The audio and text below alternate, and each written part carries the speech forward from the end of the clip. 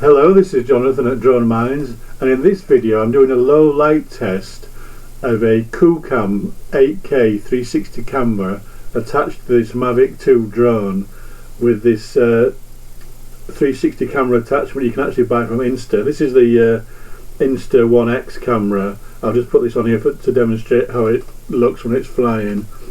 And the Qoocam is similar to this. It's got a lens on the front and a lens on the back, and you stitch them together in the software afterwards. The only difference is the Qoocam's a little bit bigger than this, a bit heavier and a bit fatter. Anyway, I'm flying over some trees. It's getting towards dusk, the lights are coming on, so this is a good test of the Qoocam 8K in low light. So let's see how it looks.